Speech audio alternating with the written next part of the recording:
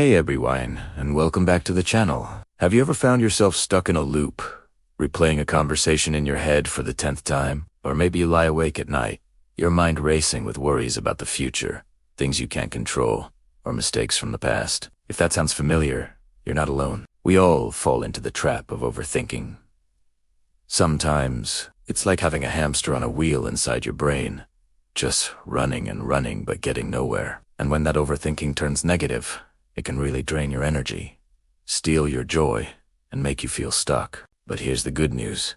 You are not your thoughts, and you have the power to break free from that cycle. It's not about flipping a switch and suddenly becoming a different person overnight. It's about learning practical, simple strategies that you can start using today to reclaim your mental space and find more peace. In this video, I am going to share 8 powerful and effective ways to stop overthinking and quiet those negative thoughts. These are techniques that have helped countless people, including myself, to get out of their own heads and back into their lives. So if you're ready to give that mental hamster a much-needed break, stick around.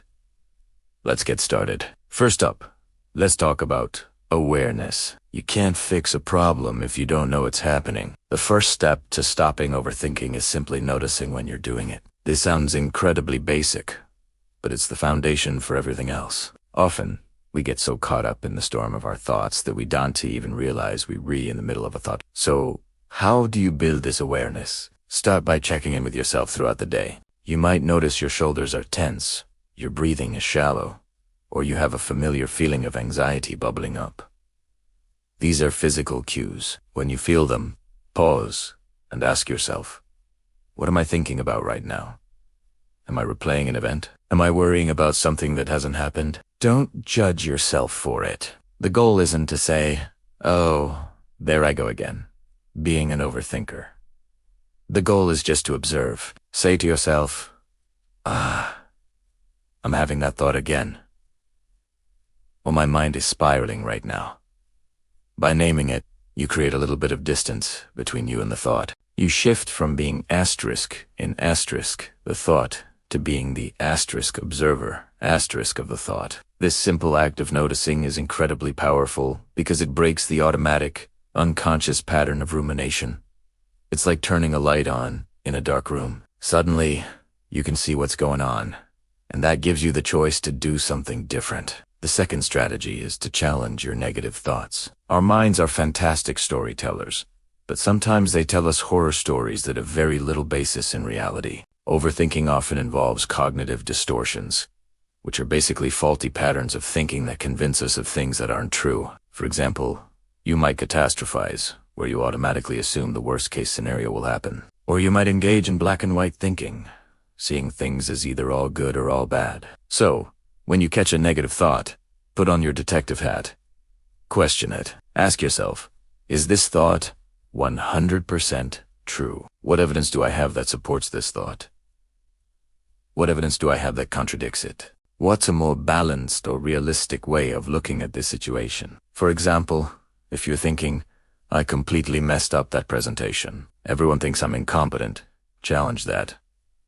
Was it asterisk, really asterisk, a complete mess? Maybe one part was a bit shaky, but other parts were strong. Did everyone asterisk think that? Or is that an assumption? Maybe a couple of people looked bored, but others were nodding along. By questioning your thoughts, you start to see them for what they are, just thoughts, not facts. This process helps you reframe your perspective and replaces irrational negativity with a more grounded, realistic outlook. Alright, strategy number 3 is a game changer. Set a worry time. This might sound counterintuitive. Why would you schedule time to worry?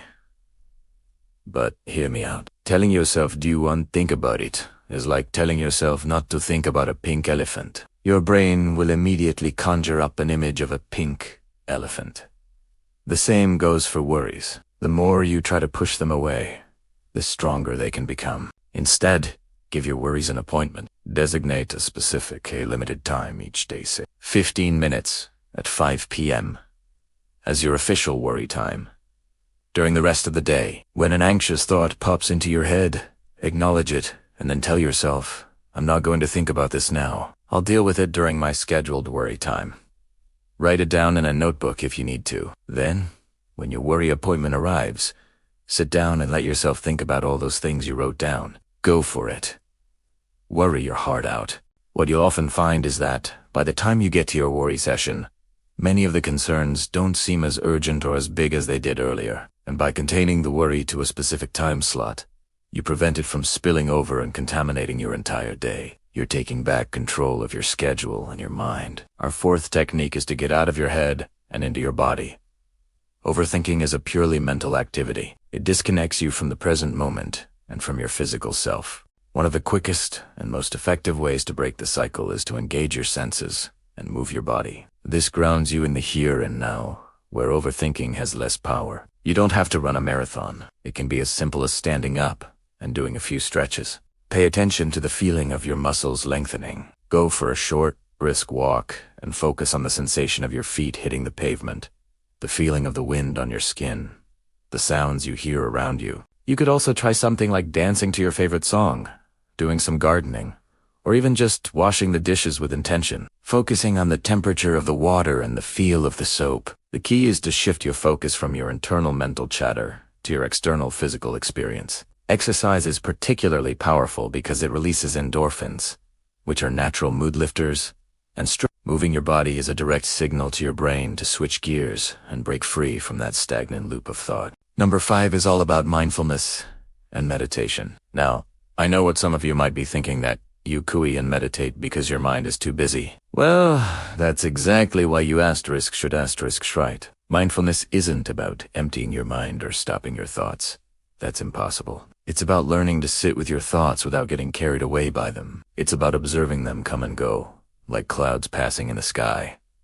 You can start with just 5 minutes a day. Find a quiet place. Sit comfortably and focus on your breath. Notice the sensation of the air entering and leaving your body. Your mind will wander. That's what minds do. You'll start thinking about your to-do list, or that awkward thing you said yesterday. When that happens, gently and without judgment, just guide your attention back to your breath. Every time you bring your focus back, it's like doing a bicep curl for your brain's attention muscle. Over time, this practice builds your ability to disengage from unhelpful thought patterns. There are tons of great guided meditation apps and videos out there that can help you get started. Consistent practice can fundamentally change your relationship with your thoughts, giving you more peace and control. Coming in at number 6 is to focus on problem solving, not problem dwelling. Overthinking often gets confused with problem solving, but they are very different. Problem dwelling, or rumination, is when you just spin your wheels, focusing on the problem itself. Oh, but it is who's to blame. How awful you feel. Problem solving, on the other hand, is active and forward-looking. It's about focusing on what you can do to address the situation. So, when you find yourself overthinking a problem, grab a piece of paper. First, clearly define the problem. What is the actual issue? Then, brainstorm potential solutions. Don't edit yourself. Just write down every idea that comes to mind, no matter how silly it seems. After you have a list, evaluate the pros and cons of each solution. Finally, choose one step, just one small, actionable step, that you can take right now to move toward a solution. By shifting from passively worrying to actively planning, you move out of a state of helplessness and into a state of empowerment. You're no longer a victim of a problem. You're taking charge of finding a solution. This redirects your mental energy in a productive and positive direction. Our 7th strategy is to practice self-compassion. So often, overthinking is fueled by a harsh inner critic. We beat ourselves up for past mistakes. We worry we're not good enough, and we hold ourselves to impossible standards. This negative self-talk is like pouring gasoline on the fire of anxiety. The antidote to this is self-compassion. This means treating yourself with the same kindness, care, and understanding that you would offer to a good friend who is struggling. When you catch yourself in a loop of self-criticism, pause and reframe the thought. Instead of saying, "I'm so stupid for making that mistake," try saying, "I made a mistake, and that's okay. Everyone makes mistakes. What can I learn from this?" Acknowledge your feelings without judgment. It's okay to feel disappointed or embarrassed, but you don't have to let those feelings define you or lead to a spiral of negativity. Remember that being imperfect is part of the human experience. Giving yourself grace and compassion isn't about letting yourself off the hook. It's about creating a supportive inner environment where you can learn and grow, rather than one where you're constantly tearing yourself down. And finally, our eighth and final tip is to connect with others. Overthinking is an isolating experience. It happens inside your own head, and it can make you feel like you're the only one in the world who feels this way. One of the best ways to break out of this isolation is to connect with someone you trust. Talking about what's on your mind can be incredibly therapeutic. Call a friend, talk to a family member, or have a chat with your partner. The act of verbalizing your thoughts can help you see them more clearly. Sometimes, just saying a worry out loud makes it sound far less intimidating than it did when it was bouncing around in your skull. A trusted friend can offer a different perspective, remind you of your strengths, or simply listen and validate your feelings, which can make a huge difference. They might help you see that your worry is a cognitive distortion or offer a simple solution you hadn't considered. Connection reminds us that we're not alone in our struggles. It pulls us out of our internal world and back into the shared human experience. And if your overthinking feels overwhelming and is significantly impacting your life, please consider reaching out to a mental health professional. They have the tools and expertise to help you navigate these challenges. So there you have it, 8 practical strategies to stop overthinking and quiet those negative thoughts. Let's do a quick recap. Become aware of your thoughts. Challenge the negative ones. Schedule a worry time. Get into your body. Practice mindfulness. Focus on problem solving. Treat yourself with compassion. And connect with others. Remember, this isn't about being perfect. It's about progress. Start by picking just 1 or 2 of these techniques that resonate with you and begin to incorporate them into your daily life. Be patient with yourself. You're unlearning old habits and building new, healthier ones.